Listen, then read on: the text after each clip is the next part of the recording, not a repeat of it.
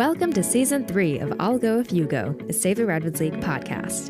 We're building community and illuminating how Californians from all walks of life think about and experience nature and conservation in the Redwoods and beyond. I'll go if you go, because when we explore together in community, the experience is all the more powerful.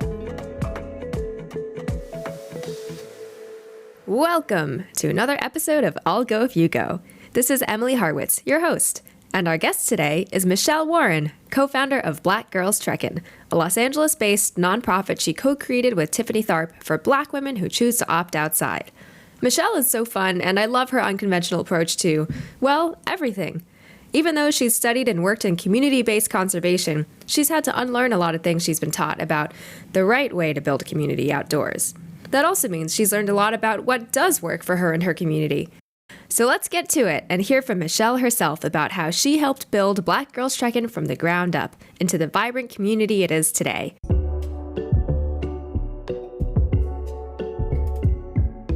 Probably I'm very biased, but I feel like it's not that hard. Like, you just don't be weird about it. And I feel like when we're out with Black Girls Trekkin, I'm like, damn, this is a cool group of people, you know? Michelle, welcome to I'll Go If You Go. Thanks for having me. I'm happy to be here. So we're recording today's episode at just about 7 p.m.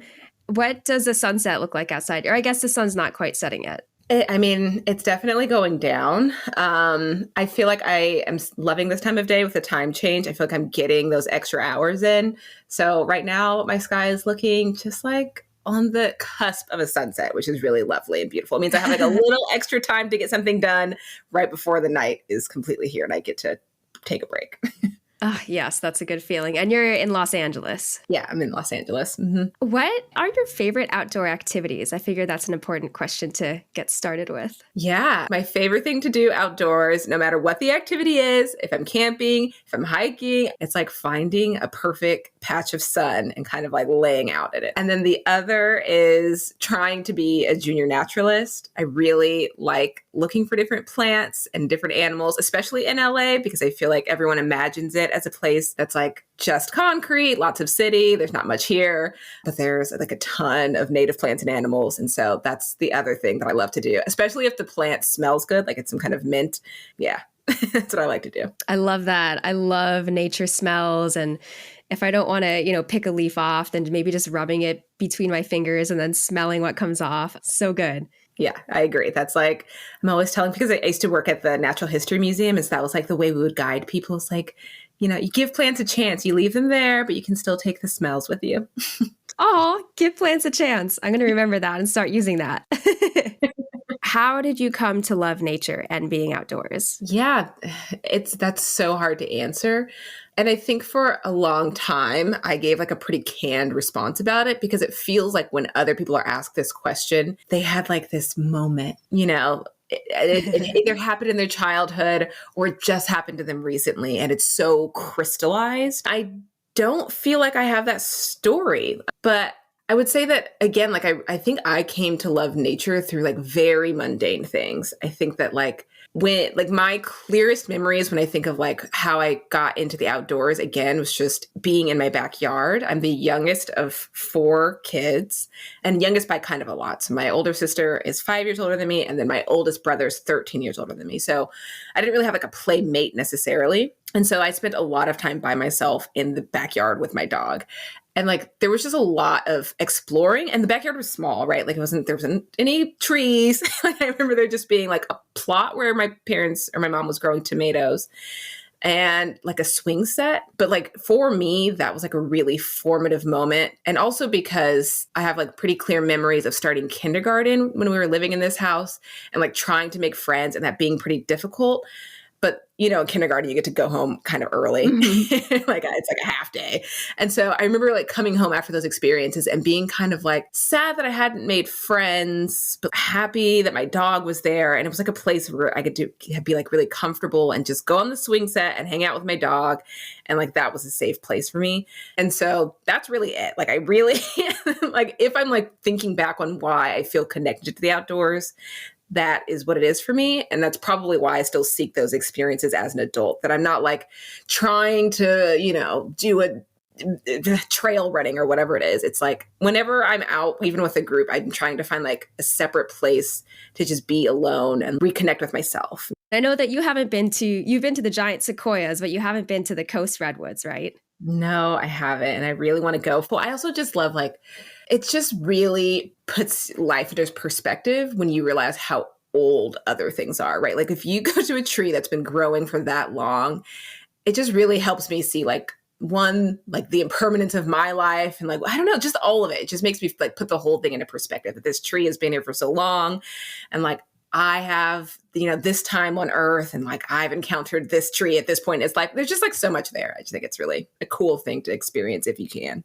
I would love to know about Black Girls Trekkin. What is the origin story? The origin of Black Girls Trekkin is that it started in 2017 and was started by the other co-founder of Black Girls Trekkin, Tiffany Tharp. And at that time in 2017, Tiffany was doing something that's called the 52 Hike Challenge. When she was doing the hikes, again, we are based in LA. LA is a pretty diverse location, but she was noticing that there just weren't a lot of people of color in general, but definitely not a lot of Black women on the trails with her.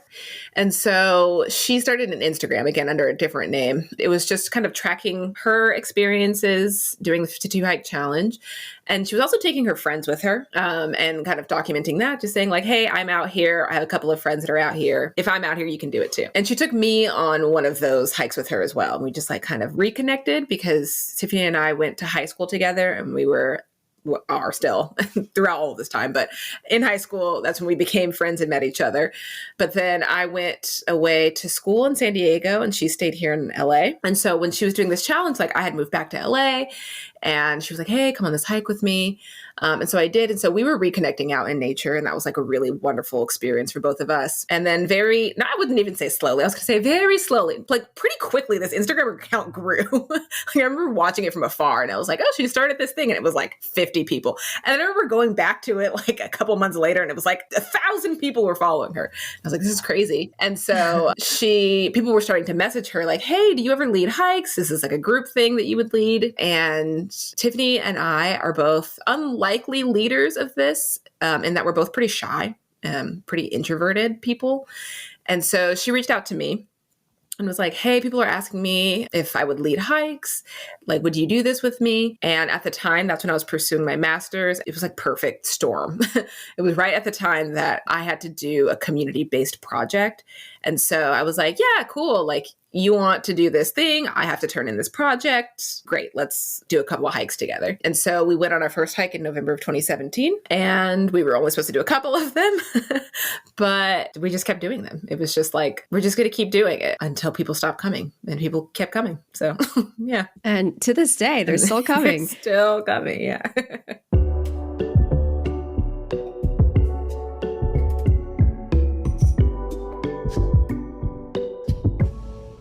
How would you describe your work with Black Girls Trekkin? So I know it started from an Instagram page, and then you and Tiffany started leading these hikes. But what does it take to build and nurture this community of really excited people? That is such a good question. I think it takes a lot, is what I'll say.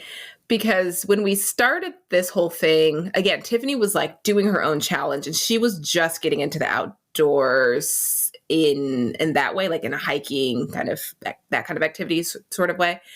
And again, like neither one of us were looking to start a group. Tiffany and I were just like, yeah, we'll just see how it goes. Her background is she has an English degree and she works in veterinary medicine now. And my background was in science. Like neither one, it's like we took business classes, And so it's still a lot of trial and error. That's a long way of saying we were like building the plane as we were flying it. And we made a ton of mistakes along the way and continue to make mistakes now. It takes a lot. I think that's one of the things that is hard to see from the outside, because essentially what it looks like from the outside is that we're a hiking group, right? We show up and you show up and we go on a hike. But there's like so many things that happen in the background that are necessary to safely take a group out. And that's something that we had to learn on the fly, essentially, as we were building the group. So it's tricky and it's challenging. It's rewarding, but it also, the logistical side is a challenge in itself, but that's manageable. The harder part is making sure that you are creating a like open and authentic place for people to come and have the experience that you're hoping that they have, and getting the word out to people. So there's a lot of layers there. It can be a lot of work for sure. Sounds like it. I have so many questions after that story. Okay, the first thing that I want to hear more about is you said you wanted to create an authentic experience. What does that mean for Black Girls Trekkin? I'm going to start with the answer that I try to like follow as a leader, which is that, again, my like professional background is also in the environmental space and the environmental education space. And so I have like a lot of experience with teaching and developing programs for like environmental education. And when we started Black Girls Trekkin, I felt really intentional about not bringing most of that stuff to our group. Because for me, I felt like, we're trying to tackle this problem where our community doesn't feel welcome in the outdoors. And I didn't feel confident that the methods that I had learned were not going to perpetuate that. Not for any particular reason. I just felt like, I don't know necessarily that like that's what people are looking for, right? So for me personally, I feel really intentional about following the lead of the community that comes and just like taking a step back and just trying to see like, hey, do you like this thing? Like if I say this way, does that resonate with you? So that's on the one side, that's just a personal thing that I tried to do. Break the mold of like everything you've been taught to do, just like ignore that for a while. Yeah. And then for the group as a whole, I think that like both Tiffany and I felt like outsiders a lot growing up. I think being Black women, I don't think that we always got the messaging that like being in the outdoors or hiking was for us or like the cool thing to do or whatever. And so we felt like outsiders. And so when we first started the group, I think Tiffany and I both agree that basically what we want to do is just give people what we wish that we had and just try to stay really true to that. Just try to create a place where no one's going to judge you. You can be weird, you can be awkward, you can be any of the things that you want to be in this space. So people can come and just like give their whole selves to it. And again, like we don't say anything about like being outdoorsy. We don't do any, like, we don't intro our group at all that way. I would say like we are just like a meetup group that happens to be the outdoors sometimes, like we really want people to come as they are and build their outdoor identity with us if they don't already have that.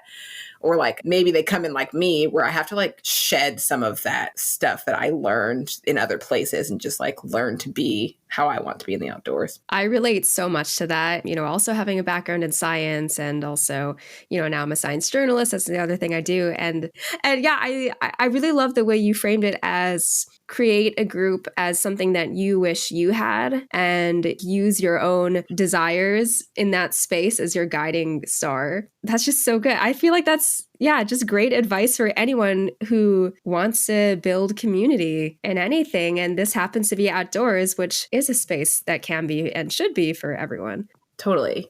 Again, we learned a ton of stuff along the way, but one of the things that we had to come to terms with once the group started to grow a little bit was like, we can't be all things to everybody, even in our niche, which is pretty niche, right? Like we are a outdoor group for Black women at the moment, specifically in LA. But even then, like we can't be all things to that community. I think we had to be then and are still actively trying to be really comfortable with the fact that we might not be serving everyone because we are weird and we're awkward and we felt like outsiders, and that's just who our identity is.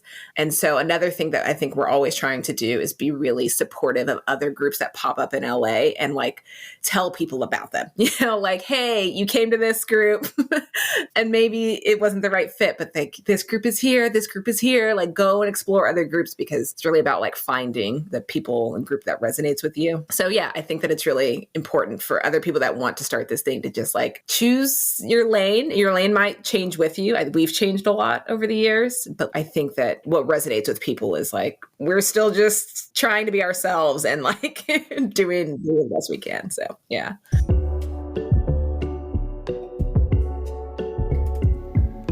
Mark your calendars for California State Parks Week from June 14th through the 18th. with special community events in person and virtual programming, California State Parks, Save the Redwoods League, Parks California, and the California State Parks Foundation invite you to celebrate the amazing diversity of our state parks and the people who visit them. Visit caparksweek.org to learn more and find your local Redwood Park event. We hope to see you there. I think affinity spaces for specific identities are so important, and especially identities that are often marginalized mainstream. With Black Girls Trekkin, you have an FAQ section on your website. One of the frequently asked questions is, "Hi, I love what you all do, but I'm not a Black woman. Can I still join an event?" I'd love to hear more about how you answer that and why. I love that because I think if more people that build websites are being honest, it's like, are these frequently asked questions or is this just information you're trying to get out? But that is actually a frequently asked question for us. The answer to that is like, yeah, come. Our group, this is another thing that Tiffany and I were pretty intentional about when we first started because of the interest that we both had growing up, like being interested in the outdoors, it does put you into these predominantly white spaces. And so obviously you're making friends in these predominantly white spaces. And so when you want to do these activities, maybe those are the friends that you have, right? And so when we first started the group, we were like, okay, this is a group for Black women. We want to like come together and bring Black women together. But again, we're creating a group for people like us. And like, if it was me and I was coming, I might want to bring a friend with me, Mm-hmm. And so we felt like it was really important to make sure that the people that we want there, the people that we felt like the group is created for, felt comfortable doing whatever they want to do to get into this space, right? So it kind of lowers a barrier. So that's one thing.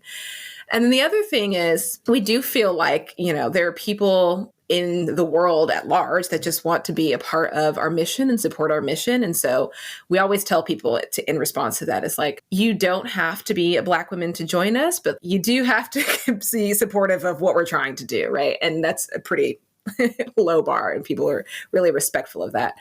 But the other answer to that question, basically the full spiel there is like, no, you don't have to be a Black woman to join us. Our, allies and people that support our mission are welcome to join.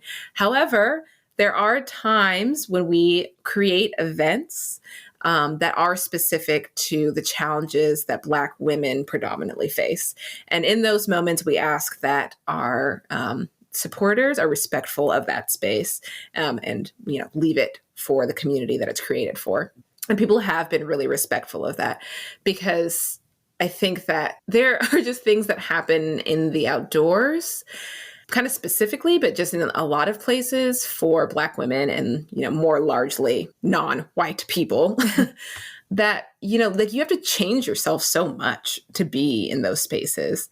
And it's like, sometimes you don't even notice it. Like there are like big things that we could point out right now that everyone is probably aware of, but like even like really small things, like just really small behavioral things, like you have to, you shift yourself to be in those spaces. And we want a place where you don't have to do that, and I didn't even realize this was such a big deal until we had our first camping trip in Joshua Tree, where there were a lot of people who were camping for the first time. My earliest experiences of camping were through Girl Scouts. And the troop that I was with I was the only Black girl in the group. And I felt like I had learned to camp through those experiences. And by learn to camp, I mean, like I learned to not be weird, I felt like there was a lot about my like self that I just had to be like, how do I make myself small and not draw too much attention to the fact that I'm different, And I like took that with me. I like learned that lesson at 8 years old and like took that with me into every outdoor experience that I had. Anyway, we went to Joshua Tree with Black Girls Trekkin, and a lot of people were camping for the first time. And like, I saw people not do that. And again, I'm leading this group, right? Like I'm like the one trying to help everyone else. But like that was a moment where the group fed me in a way where I was just like, oh my God, you can go camping and just be yourself, right? And so they got the experience of being their full selves in the outdoors in this camping trip, which is like amazing to me that that's the experience they get to take away from it. It's like, that's what they think camping is, and that is what camping is. And so yeah, I just think it's so important, and it's those moments that make me remember why those spaces are so important. Because again, I'm leading this group. At this point, we're 5 years in, like I should know this already. But it wasn't until I had that moment where it was just me and, 15 other Black women where I felt like, oh my God, like I'm still doing it. Like I still need this space as much as I need to create it for others. So Yeah. Yeah. Wow, that is so powerful. And also really cool that you said that you and Tiffany created this as a space that you wish you had when you were younger. But now that you've created this space, it's still giving you what you now need. That's the cool and amazing and beautiful thing about being in community with people who move about the world as you do. You know, of course, on the inside, everyone is their own person, but the way that society perceives us isn't always up to us. And the way that we're treated by other people isn't always up to the way we feel inside. So yeah, spaces like this where you can just relax and be yourself and you don't have to explain yourself. You can just be. That's so important and really magical to hear about you creating this with Black Girls Trekkin. And also in Joshua Tree, I've never been, but I really want to go. It's amazing. Yeah. It's like a really, really cool place. I've had so much fun talking to you about this. And as a final question, what are you looking forward to in Black Girls Trekkin's future? That is an excellent question. I feel like there's always a ton of things to look forward to and grow to. But I've actually been doing a lot of reflection this year about Black Girls Trekkin. And I think like we have really big dreams, right? Grow, get bigger, expand, all of those things. But like I've really been doing a lot of reflecting on just the community side of it and like getting back to our roots a little bit. And so I'm excited about that. Like I'm just excited about the possibility of building really tight-knit community in the outdoors. Yeah. Michelle, thank you so much for your time tonight. This was such an enlightening and fun conversation. Thanks for having me. I had so much fun. I could talk about this forever. Anytime someone gives me a chance to be like, what do you think about nature and the outdoors? Sign me up. So yeah, this was wonderful. Me too. Somebody stop me.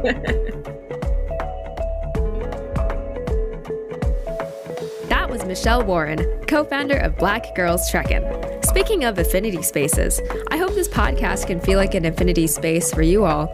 A 20-ish minute hangout with our lovely guests where we can all share love for nature and being outdoors. I feel inspired now to start a group after hearing Michelle's story. Who's with me?